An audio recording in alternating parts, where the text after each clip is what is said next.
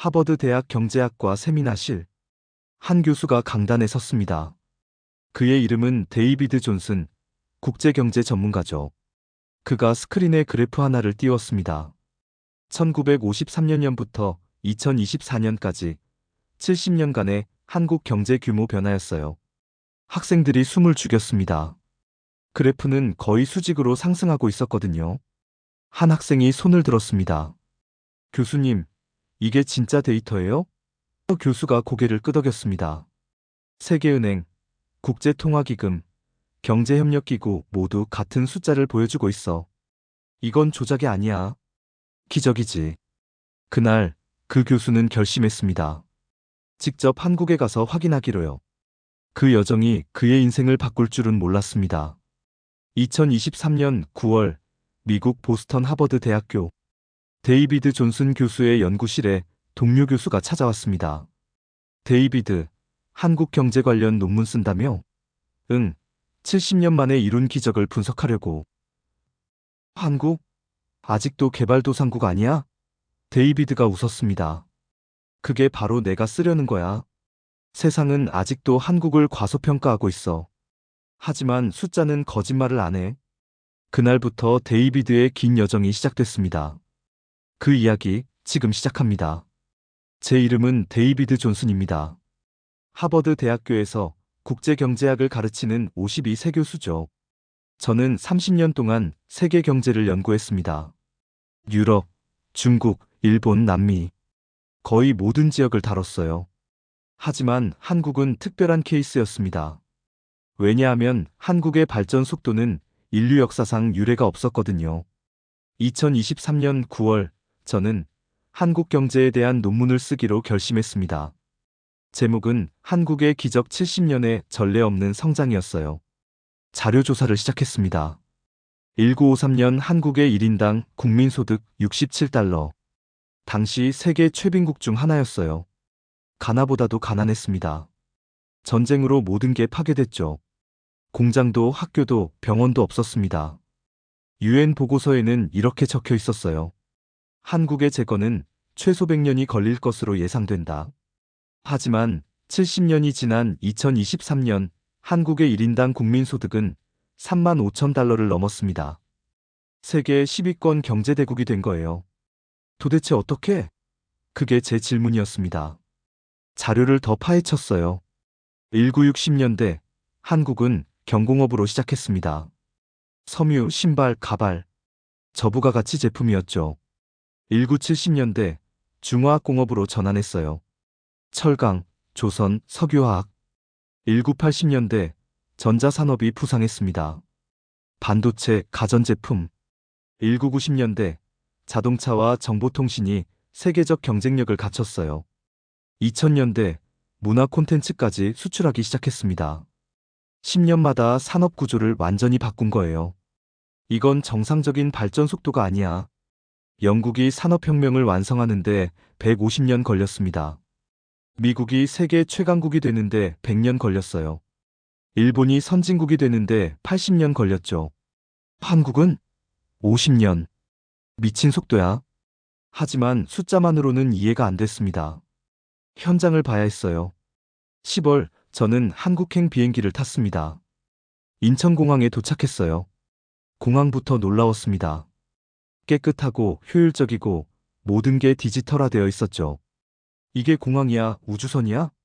보스턴 공항이랑 비교가 안 됐어요. 서울로 향했습니다. 공항철도를 탔는데 깜짝 놀랐어요. 조용하고 깨끗하고 정확했습니다. 1초도 오차가 없더라고요. 미국 지하철이랑 완전히 다른데? 서울에 도착했습니다. 강남의 한 호텔에 체크인했어요. 창문 밖을 봤습니다. 고층 빌딩들이 질비했죠. 뉴욕 못지않았어요. 이게 70년 전 폐허였다고? 믿을 수 없었습니다. 다음 날 서울대학교 경제학과를 방문했습니다. 한국 경제학자들과 미팅이 있었거든요. 김 교수라는 분이 저를 맞아줬어요. 존슨 교수님 환영합니다. 한국 경제에 관심 가져주셔서 감사합니다. 감사합니다. 궁금한 게 많아서 왔습니다. 무엇이든 물어보세요. 1953년 한국은 최빈국이었죠. 어떻게 이렇게 빨리 발전했나요? 김 교수가 잠시 생각하더니 말했습니다. 교육과 근면입니다. 교육이요? 네. 1953년 당시 한국의 문맹률은 70%가 넘었어요. 하지만 정부는 교육에 투자했습니다. 모든 국민이 글을 읽고 쓸 수 있게 만들었죠. 그리고 20년 만에 문맹률이 5% 이하로 떨어졌어요. 놀랍군요. 그 다음은 고등교육이었습니다. 대학을 늘리고 이공계를 육성했어요. 70년대에는 해외 유학을 보냈습니다. 미국, 유럽에서 기술을 배워오라고요. 그들이 돌아왔나요? 대부분 돌아왔습니다. 나라를 위해서요. 저는 고개를 끄덕였습니다. 근면은요? 한국인들은 정말 열심히 일했습니다. 60년대, 70년대에는 주 7일 근무가 당연했어요. 하루 12시간 이상 일했죠. 그건 너무 가혹한데요. 맞습니다. 하지만 당시엔 선택의 여지가 없었어요. 살아남으려면 일해야 했으니까요. 김 교수가 자료를 보여줬습니다. 보세요. 1970년 한국의 연평균 노동시간은 2600시간이었습니다. 2600시간? 네, 세계에서 가장 길었어요. 저는 계산해 봤습니다. 1년에 2600시간이면 하루 평균 7시간 이상 일한 거예요. 주말도 없이요. 지금은요? 지금은 많이 줄었습니다. 1800시간 정도요. 그래도 여전히 선진국 평균보다 높지만요. 우리는 몇 시간 동안 이야기했습니다. 한국의 수출 전략, 재벌 시스템, 정부 주도, 경제 개발, 외환위기 극복. 모든 게 흥미로웠어요. 저녁에 호텔로 돌아와서 노트를 정리했습니다. 한국의 성공 요인 교육 투자, 근면, 문화, 수출 지향, 정부 주도, 기술 혁신. 하지만 여전히 의문이 남았어요. 이것만으로 설명이 되나? 다른 나라도 이런 요소들이 있었잖아. 뭔가 더 있을 거라는 생각이 들었습니다. 며칠 후, 저는 삼성전자 본사를 방문했습니다. 수원에 있는 디지털 시티였어요. 엄청난 규모였습니다.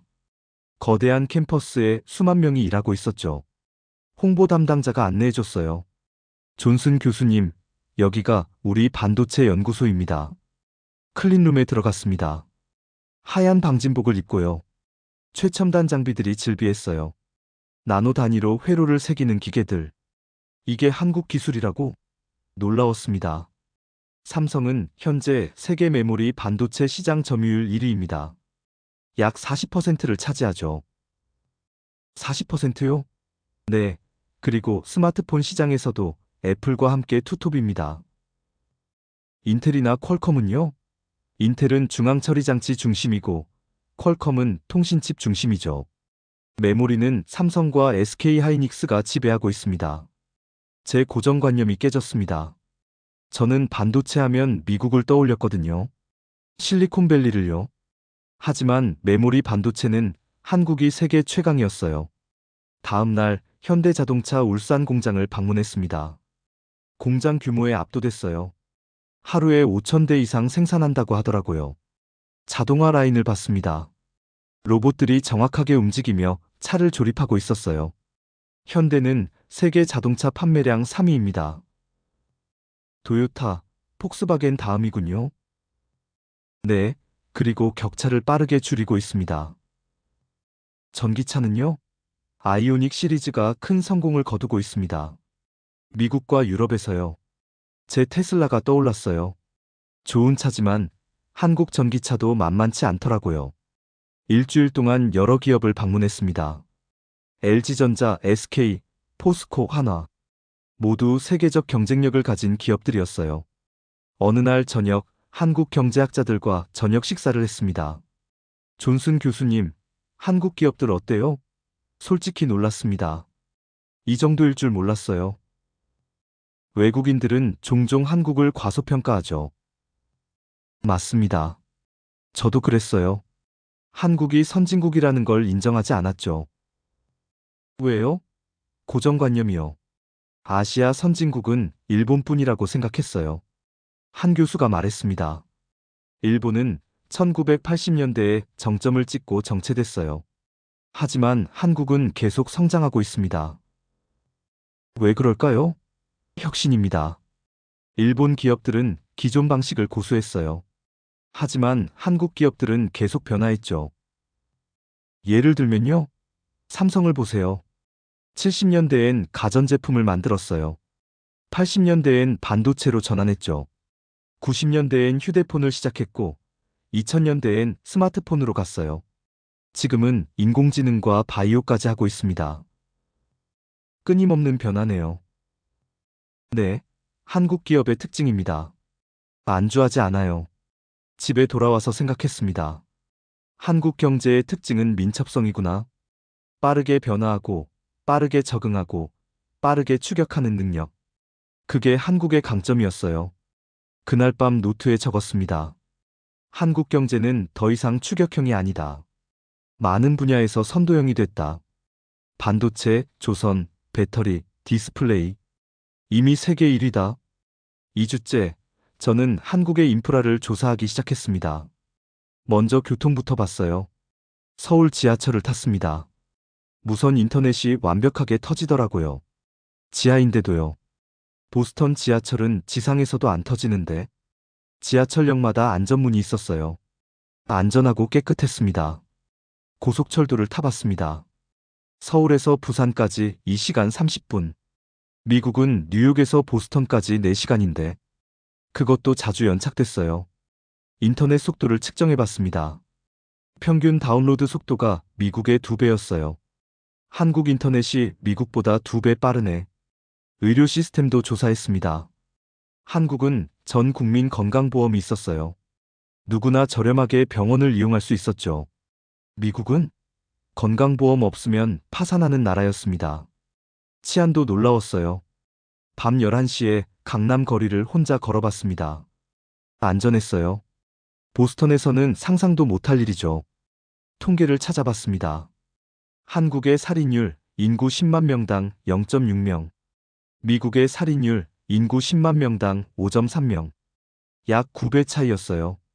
한국이 미국보다 훨씬 안전하잖아. 배달 시스템도 충격이었습니다. 밤 12시에 앱으로 치킨을 주문했어요. 30분 만에 뜨끈하게 도착했습니다. 이게 가능해? 미국에서는 상상도 못할 서비스였어요. 어느 날 캐나다에서 온 교환 교수를 만났습니다. 마크라는 친구였어요. 마크, 한국 어때? 데이비드, 솔직히 충격이야. 왜? 나 토론토에서 왔잖아. 캐나다는 선진국이라고 생각했어. 그런데 한국에 와보니 캐나다가 후진국처럼 느껴져. 그 정도야? 응. 인터넷은 느리고, 교통은 불편하고, 배달도 안 되고. 한국에 갔다가 캐나다로 돌아가니까 시간이 거꾸로 가는 느낌이었어. 과장 아냐? 전혀. 다른 교환 교수들도 다 같은 말해. 한국은 과도하게 발전한 나라야. 과도하게 발전한 나라. 그 표현이 마음에 들었어요. 정확했거든요. 한국은 그냥 발전한 게 아니라 과도하게 발전했습니다. 필요 이상으로 빠르고 편리하고 효율적이었어요. 저는 여러 외국인들을 인터뷰하기 시작했습니다. 독일에서 온 엔지니어.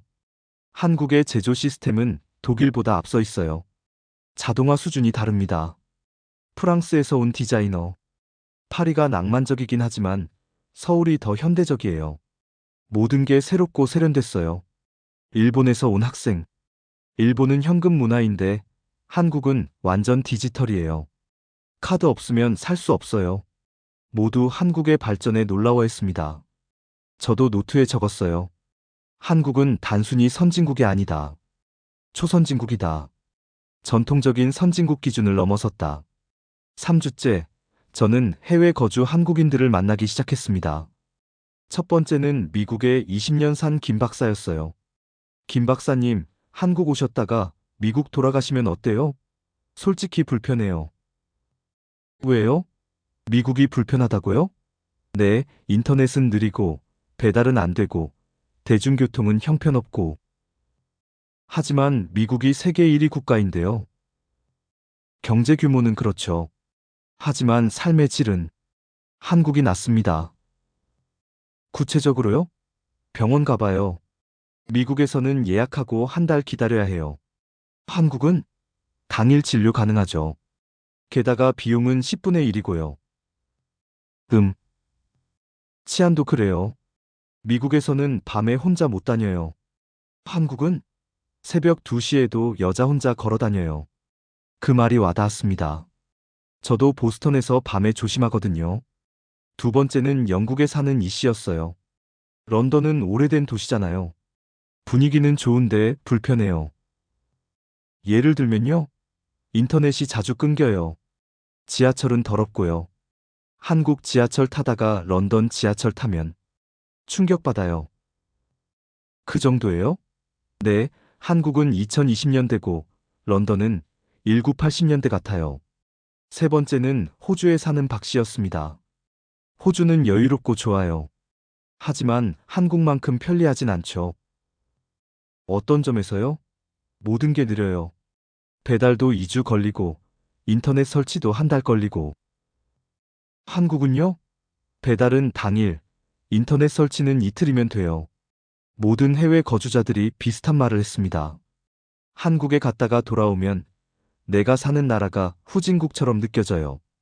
이건 중요한 발견이었어요. 한국이 발전한 게 아니라 다른 선진국들이 상대적으로 뒤처진 거였습니다. 저는 통계를 찾아봤어요. 정밀검사 비용을 비교해봤습니다. 한국 50달러, 미국 1200달러, 영국 200달러, 대기 3개월 대중교통 정시율도 비교했어요. 한국 99%, 미국 70%, 영국 60% 모든 지표에서 한국이 앞섰습니다. 이게 맞나? 미국이 한국보다 뒤처진다고?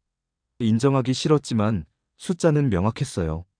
어느 날 하버드 동료 교수한테 전화했습니다. 존, 나 지금 한국에 있어. 어때? 충격적이야. 미국보다 발전했어. 뭐라고? 농담이지? 아니, 진심이야. 인터넷, 교통, 의료, 치안. 모든 면에서 미국보다 나아. 데이비드, 너 한국한테 돈 받았어? 웃기지 마. 나 경제학자야. 데이터로 말하는 사람이고. 그럼 자료 보내봐. 저는 자료를 정리해서 보냈습니다. 며칠 후, 존이 다시 전화했어요. 데이비드, 이거 진짜야? 응. 미국이 한국보다 뒤처진다는 게 적어도 인프라와 삶의 질에서는 그래. 믿을 수 없는데. 나도 처음엔 그랬어. 하지만 직접 보고 나니까 인정할 수밖에 없더라. 침묵이 흘렀습니다. 존, 우리가 착각하고 있었던 거야. 미국이 여전히 세계 최고라고 생각했잖아. 하지만 일부 분야에서는 이미 추월당했어. 그렇구나. 그날 저는 깨달았습니다. 미국의 자만심이 문제였다는 걸요. 우리는 여전히 2차 세계대전 이후의 영광에 취해 있었어요. 하지만 세상은 변했습니다.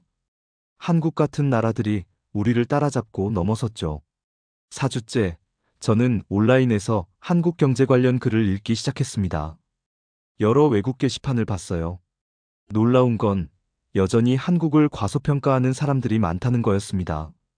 한 댓글이 눈에 띄었어요. 한국은 아직 개발도상국이야. 그냥 운이 좋았을 뿐이지. 운이 좋았다고? 70년 동안 운이 계속 좋을 수는 없어요. 그건 실력입니다. 다른 댓글도 있었어요. 한국의 성장은 지속 불가능해. 곧 무너질 거야. 곧 무너진다고?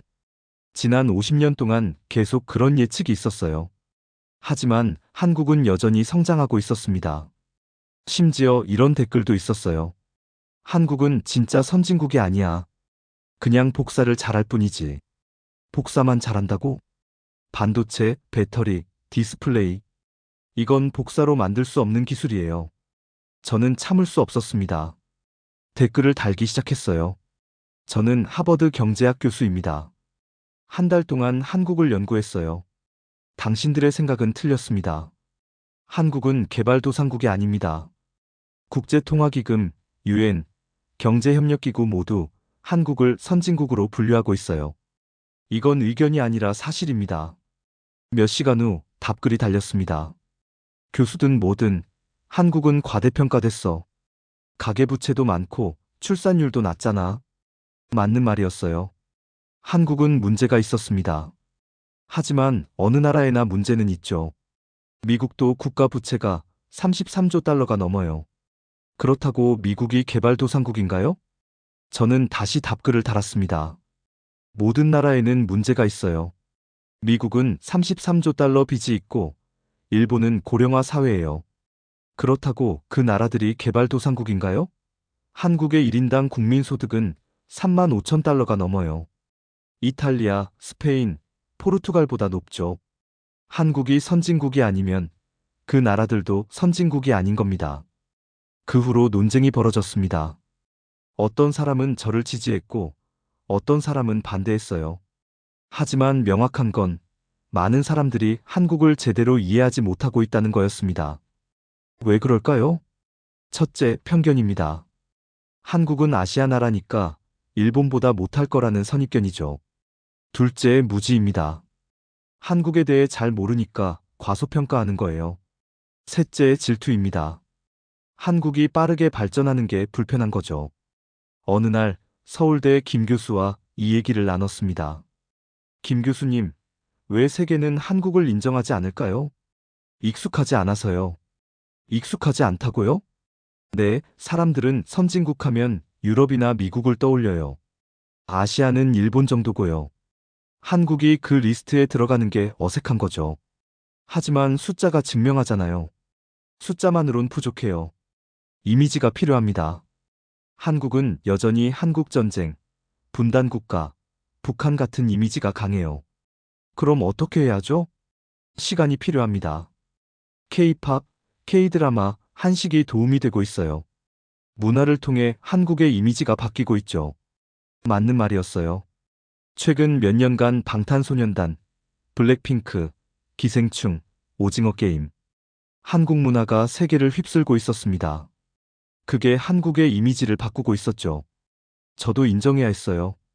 저 역시 한국에 오기 전까지는 제대로 몰랐으니까요.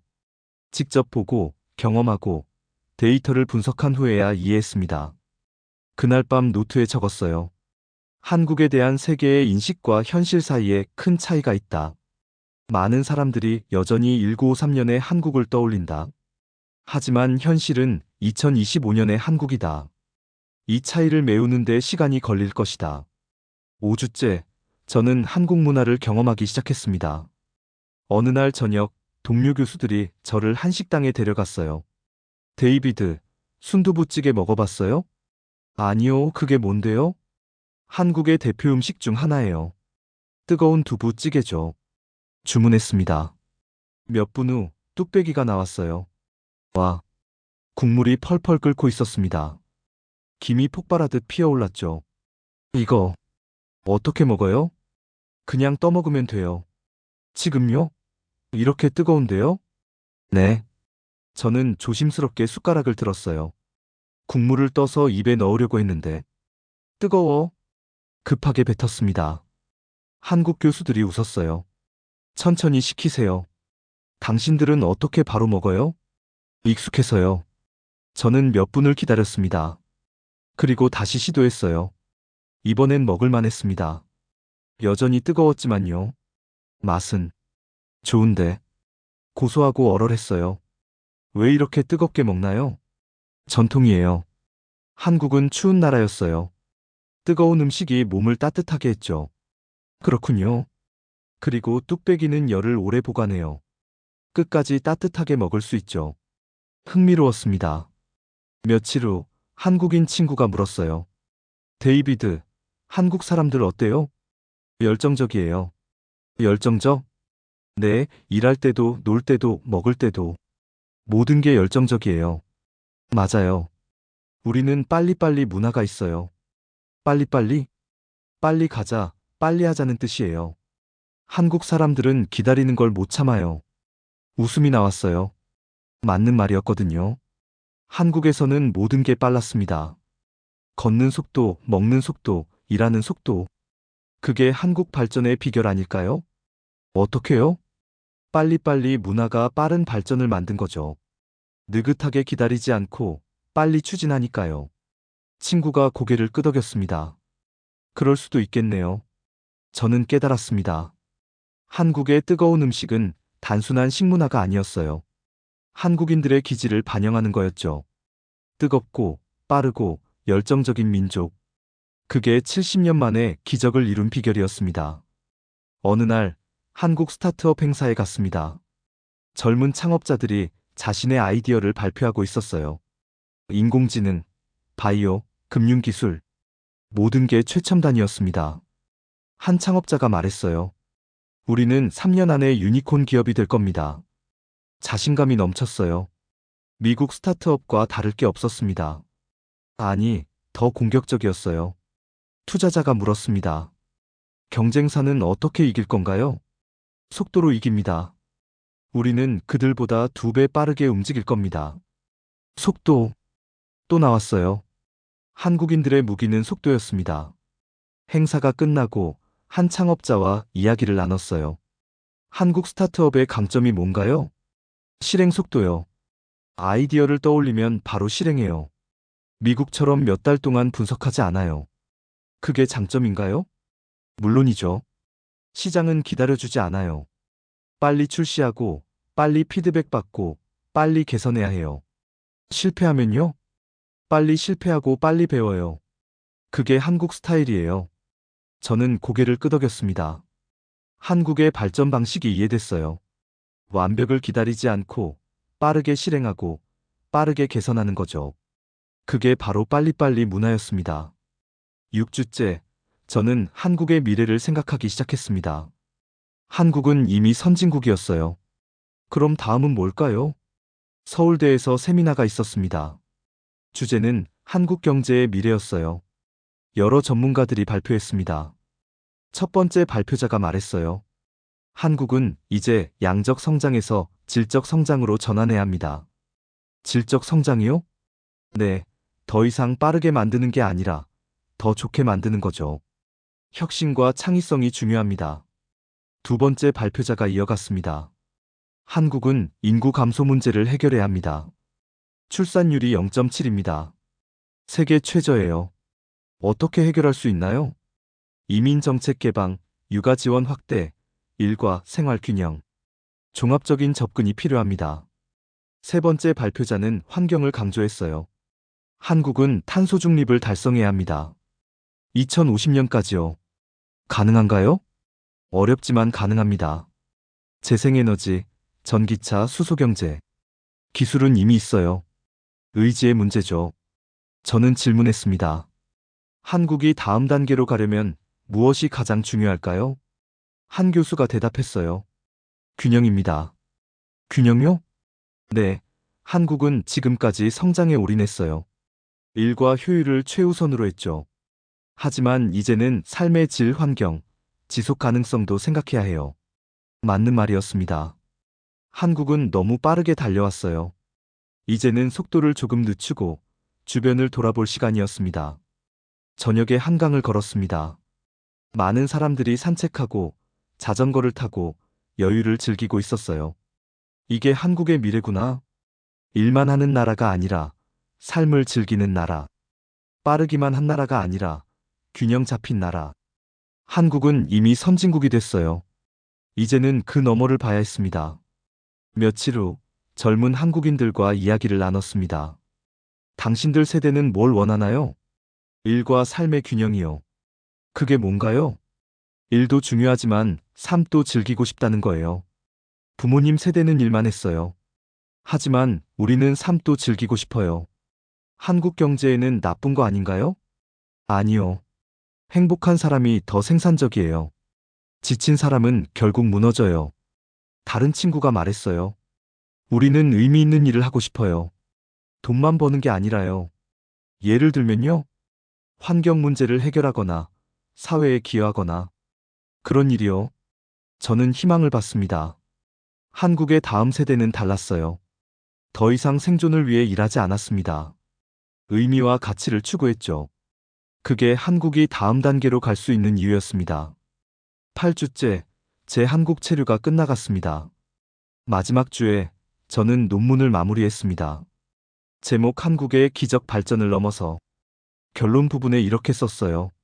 한국의 발전은 단순한 경제 성장이 아니다. 이것은 인류 역사상 가장 빠르고 가장 지속 가능한 변화였다. 1953년 최빈국에서 2025년 선진국으로 72년 만에 이룬 기적이다. 많은 사람들이 한국의 성공을 운이라고 말한다. 하지만 70년 동안 운이 계속될 수는 없다. 이것은 실력이다. 교육, 근면, 혁신, 적응력. 한국인들이 만든 성과다. 한국은 이제 선진국이다. 국제통화기금, 유엔, 경제협력기구 모두 인정한다. 이것은 논쟁의 여지가 없는 사실이다. 하지만 한국은 멈추지 않는다. 이미 다음 목표를 향해 달리고 있다. 인공지능, 바이오, 우주산업. 한국은 계속 진화한다. 세계는 한국에서 배워야 한다. 불가능을 가능으로 만드는 법을, 폐허에서 희망을 만드는 법을, 빠르게 적응하고 변화하는 법을. 이것이 한국이다. 기적이 현실이 된 나라. 논문을 완성하고 김 교수한테 보여줬습니다. 어때요? 김 교수가 읽더니 말했어요. 완벽합니다. 외국인이 한국을 이렇게 이해하다니 감동적이네요. 감사합니다. 저도 많이 배웠어요. 데이비드 교수님, 한국에 대해 어떻게 생각하세요? 저는 잠시 생각했습니다. 한국은 증명입니다.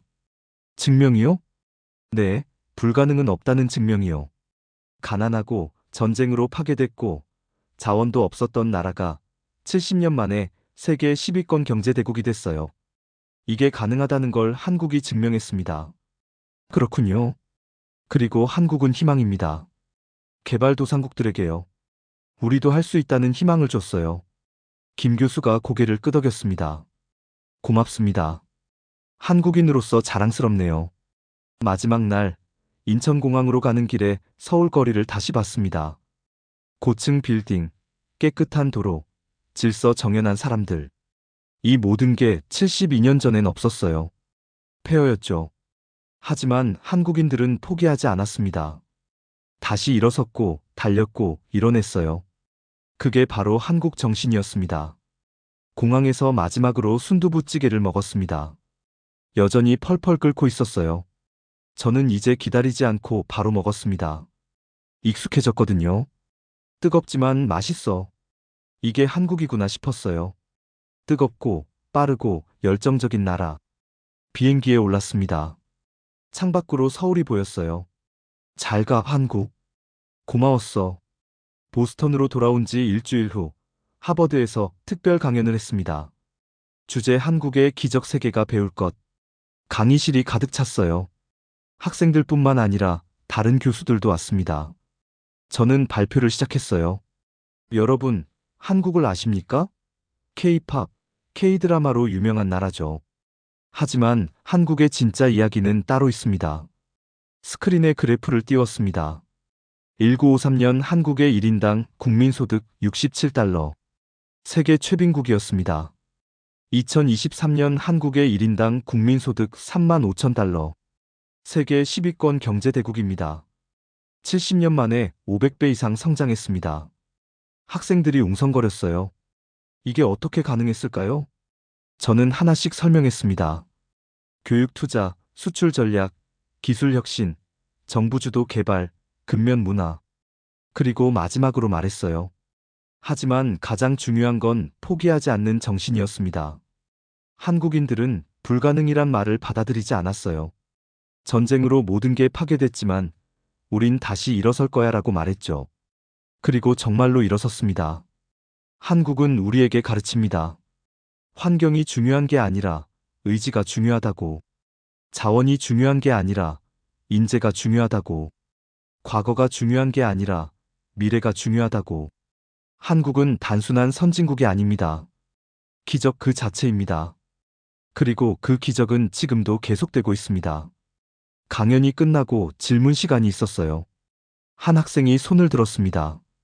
교수님, 한국의 성공을 다른 나라도 따라할 수 있을까요? 어렵습니다. 한국의 성공은 특수한 조건들이 맞아떨어진 결과예요. 하지만 배울 점은 많습니다. 교육 투자, 장기 계획, 빠른 실행. 이런 요소들은 어느 나라든 적용할 수 있어요. 다른 학생이 물었어요. 한국의 문제점은 없나요? 물론 있습니다. 저출산, 가계부채, 양극화. 많은 문제가 있어요. 완벽한 나라는 없습니다. 하지만 한국은 문제를 해결하는 능력도 뛰어나요. 1997년 외환위기 때 그랬듯이요. 강연 후 여러 교수들이 저를 찾아왔습니다. 데이비드, 정말 한국이 그렇게 대단해? 직접 가보세요. 눈으로 확인하시면 이해하실 겁니다. 나도 가봐야겠어. 제 논문은 한 달 후 경제학 저널에 게재됐습니다. 반응이 뜨거웠어요. 많은 학자들이 관심을 보였죠. 어떤 사람은 동의했고, 어떤 사람은 반대했습니다. 하지만 논쟁 자체가 의미 있었어요. 한국에 대한 관심이 커졌으니까요. 몇 달 후 한국 정부로부터 연락이 왔습니다. 존슨 교수님, 한국경제자문위원으로 모시고 싶습니다. 놀라웠어요. 제가요? 네, 교수님의 논문이 큰 반향을 일으켰어요. 외국인의 객관적 시각이 필요합니다. 저는 수락했습니다. 1년에 4번 한국을 방문하기로 했어요. 지금도 저는 한국과 함께 일하고 있습니다. 한국의 미래를 설계하는데 작은 도움을 주고 있죠. 그리고 확신합니다. 한국은 멈추지 않을 거라고요. 지금도 달리고 있고 앞으로도 달릴 겁니다. 왜냐하면 그게 한국이니까요. 폐허에서 일어선 나라, 불가능을 가능으로 만든 나라, 세계가 놀란 나라,